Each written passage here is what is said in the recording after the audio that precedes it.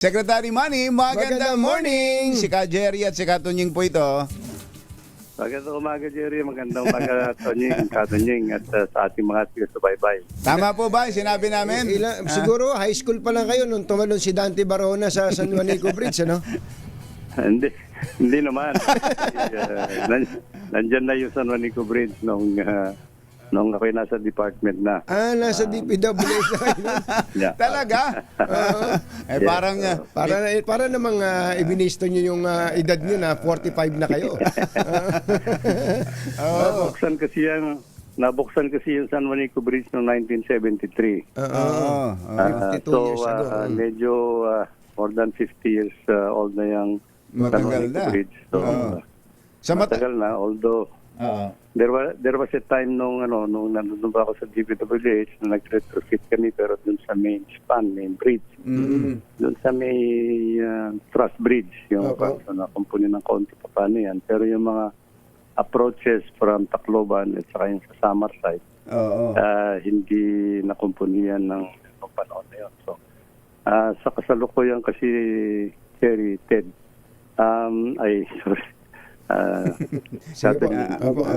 Katunying. Okay lang po, okay lang po.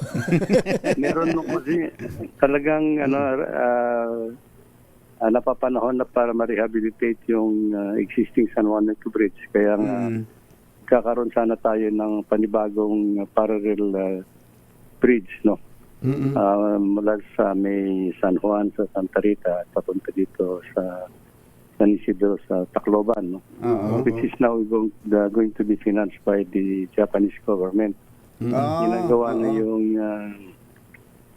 natapos na yung feasibility studies yan, gagawin na sana yung engineering, gagawin na pala yung engineering design na para makumpuni.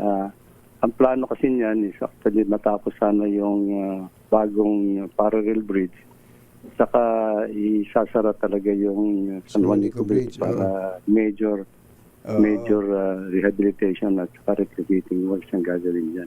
Kaya lang,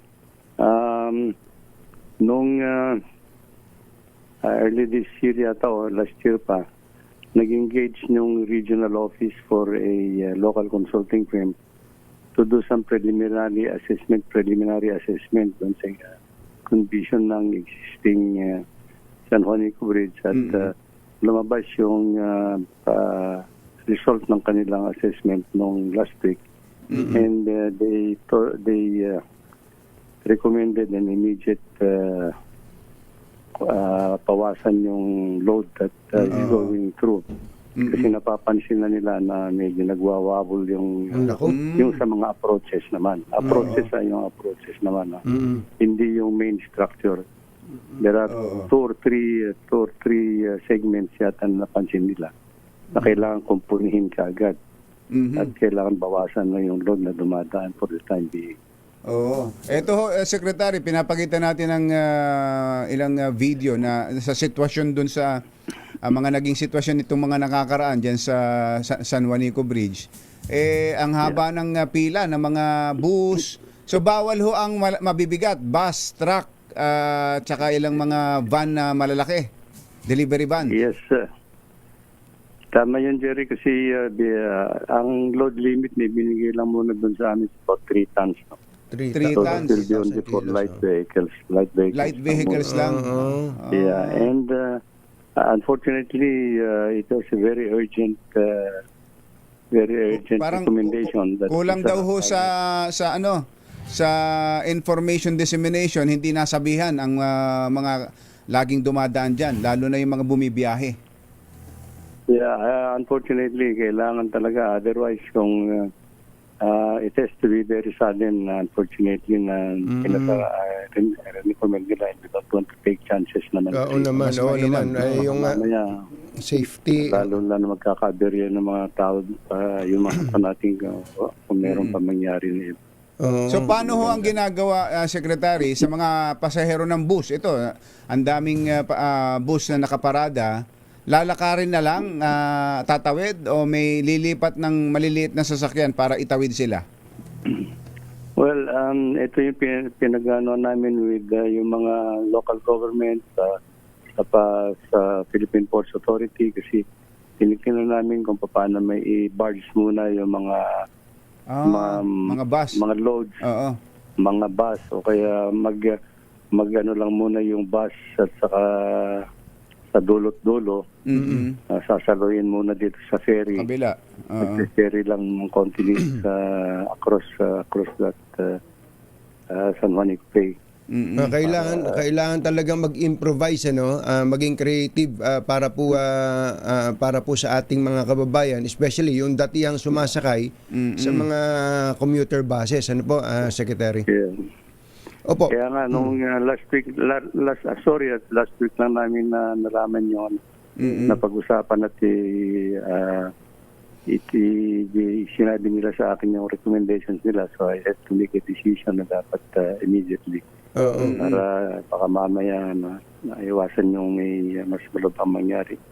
Anyway, sa ngayon kasi, I think one of the recommendations is actually to undertake immediate retrofitting works muna.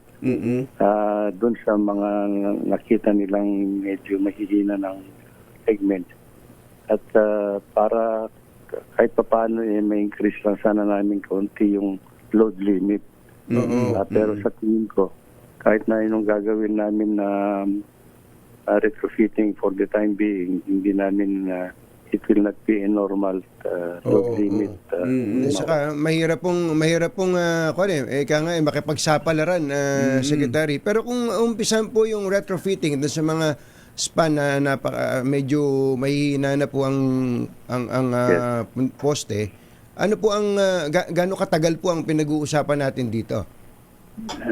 Inaano nga namin, I think if we can do it in 3 to 4 months muna. Baka nung last week din, sabi namin, because this is a very urgent and emergency situation, we will probably try to put it into the emergency level. So, nagano na kami na isang contractor na kung pwedeng ma-engage kaagad. At by this week, siguro dapat nandoon na siya. Retrofitting 3 to 4 months. Yung pong retrofitting, parang lang po yan para bang nire-remedyohan lang, Medyo muna. Opo. Secretary, may nabanggit na kayo kanina na parallel bridge. Yes. Nakita niyo po ba yung scenario na ito po, worst case scenario, na titibagin na po itong tulay na ito, itong makasaysayang tulay na ito, at papalitan na lang ng bago? Hindi naman. Merong bagong tulay na gagawin, parallel bridge nga. Pero itong existing San Juanico Bridge will have to undergo major rehabilitation and retrofitting works actually. So eventually there will be 2 parallel bridges na magbabagtas diyan sa Samar Leyte na yan. Samar Leyte. Kasi nga hindi rin hindi naman ganun kalapad itong San Juanico Bridge, Secretary. Dumarami ng parami ang mga sasakyan ngayon. Okay, yun hong gusto kong puntahan yung sa barge o yung sa parang roro. Parang roro. Kasi kung ito'y itutuloy-tuloy ang rehabilitation, yun lang retrofitting 3 to 4 months na. Yun ho bang paglalagay ng barge o roro masisimulan kaagad, magagamit kaagad the soonest? Since last week, sinabi ko na doon sa regional director to coordinate with yung PPA, yung local ports authorities nila doon, and yung mga trackers at saka mga bus liners, na sabihin nila yung plano namin for the time being to make some adjustments for now. Kasi I will be waiting for the report actually this morning kung ano na nangyari. Lalo kung meron hong parang style roro na yung truck nila, yung bus tatawid na lang, sasakay na dun sa tapos itatawid nung vapor. Pwede ho ba 'yon do sa lugar na 'yan? Kung pwede naman yata, Ted, sinasabi nila sa akin nung last week na pwede, pero baka kako yung mga buses, hindi, meron naman yung mga buses dun sa isang dulo, meron naman dito sa kabila. So mag-transfer lang siguro ng bus through, yung mga pasahero will be put into the Roro Oo. and sasaluin nila doon sa kabila naman. Oo. Eh yun hong mga nagde-deliver ng mga products, paano ho yun? Yung mga truck, Secretary? Yun din ang isang tinitingnan Malaking natin. problema yun. Oo. We may need larger vessels actually na para isakay yung mga cargo trucks siguro so very Oo. Eh yung hong parallel bridge Lalong matagal yun. Lalong matagal ho yun, ano, Secretary? ngayon nga well it will take not less than 3 years actually to construct kasi mas mahaba mas mahaba kaysa sa dito sa ganun po? Oo. San Juanico Bridge. Gaano kahaba po yung San Juanico tapos gaano kahaba yung parallel bridge? Ang itong San Juanico Bridge is I think almost a little less than 2 kilometers ito including approaches. 2 kilometers. Yung bago, gagawin, yung bagong tulay will be about 2.6 kilometers. including Mahaba ng konti. Mahaba ng kalahating kilometro. Pwede po ba na yung San Juanico ay pagka natayo na yung bago, pang light vehicles na lang yung San Juanico tapos yung Pwede, kabila yun na lang ang pang malakihan, ano? siguro mga ganun ang Ganun na lang. Oo. Kasi nadaan na ako diyan. Tama Secretary, ano lang yan, parang single lane. Tigisa lang sa lubungan. 2 lanes lang. 2 Two lanes lang siya eh. Hindi katulad sa ibang mga na malalapad na talaga pati mga tulay. 4 lanes na. Secretary, ito pong nangyari sa San Juanico Bridge na ito, matanda na, mahigit 50 anyos na pala ito. Siguro ito ay isang eye-opener din para sa iba pang mga tulay na maiedad na, ano? Totoo yan ka Jerry. Actually since last year pa nag-inventory kami sa lahat ng bridges along national roads actually para malaman namin kung ano yung kailangan ng i-retrofit, i-widen at palitan. So natapos na namin I think more than 1,500 bridges na yata yung natapos na. Ano na ho, Secretary, ang pinakahaba-habang tulay natin ngayon? Well, yung sa private sector sa Cebu, mahaba yun. But then, along national roads, kung along national roads ang pinag-uusapan natin. Kasi yung sa Cebu is actually a private. Private pala yun. Saka may bayad yun eh. Private yun. May bayad yun eh. Yung CCLEX. Tama ba? Yeah, Cebu, Cordoba. Yeah. Pero mahaba yun, ano? Mahaba ngayon. Oo.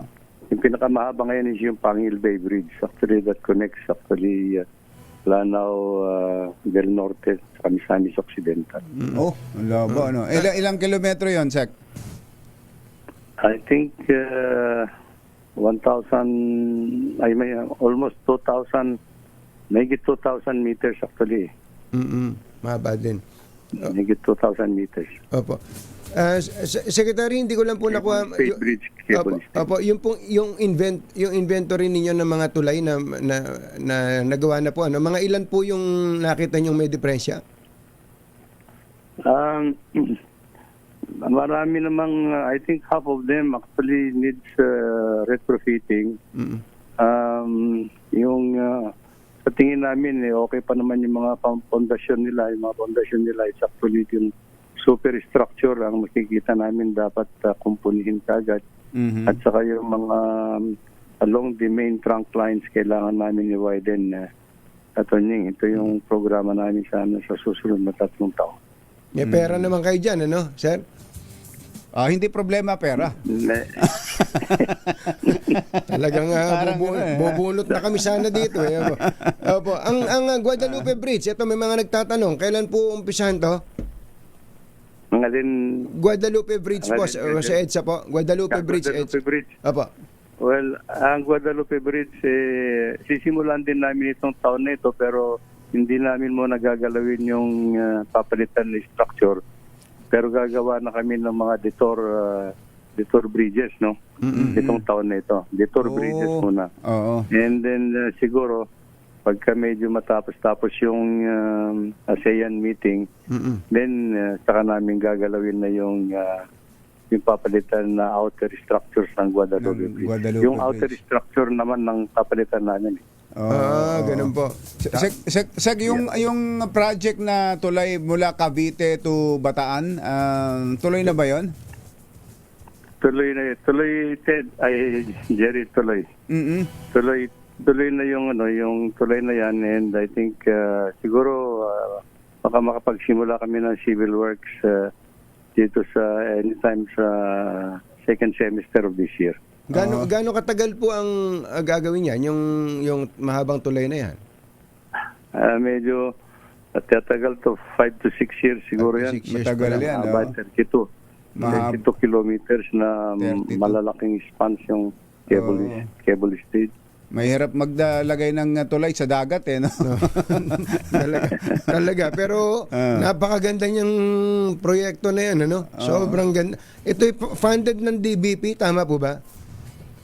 ADB. Sorry. ADB. Saka baka rin na matuloy yung namin dito sa may mas mahabang tulay. Dito sa may Iloilo, Guimaras to Negros. No, maganda rin po yung project na yan. Within the year. Within the year din. Within the Aba, year. marami pa lang sisimulan ngayong taon. Okay.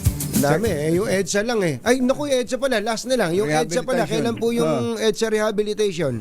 Para makapaghanda kami maglakad-lakad na, Ngayong umaga, Jerry, ngayon namin pag-uusapan yung i-finalize namin yung traffic management scheme with the MMDA and TOTR para ma-planta na namin kung paano yung traffic scheme that they're recommending, so that anytime na ma-finalize yung traffic scheme, baka by next week, baka makapag-announce na kami na magsisimula na. Yes, sir. Kaya lang yung traffic scheme na iniisip nyo, parang hindi humaisip na marami sa atin kung paano gagawin dyan. Hindi, Ito nga. That will be the big challenge. talaga. Kasi ang unahin namin na segment, Katunying will be actually dito sa may Pasay, papunta ng Show Boulevard. Pasay Show Boulevard. Pasay to Show Boulevard. Oo. So that matapos namin in time for the ASEAN meeting next year. Oo. Kung po ito, yung northbound po yung binabanggit nyo, na? Pareho. Northbound, southbound yan sa area na yan. Northbound, opo. Hindi nyo pa ba talaga nakikita, Sek, na magkaroon ng elevated EDSA? Hindi ba feasible? Well, it is possible, pero it is a big challenge actually. Lalong-lalo na elevated structure yan. So, ito nga lang yung rehabilitation ng EDSA. Nakikita lang namin yung how we're going to cope up with yung traffic situation daily traffic during construction. Pero totoo po bang may proposal si RSA tungkol doon sa elevated EDSA? I understand noon meron kaya lang ay hindi naman yata natutuloy pa. Oo. Secretary Bonoan, salamat po sa oras. Salamat Magandang po. umaga po. Thank you, Katunyang. Thank you, Jen, sa pagkakataon. Public Magandang Works umaga po. Secretary Manny Bonoan.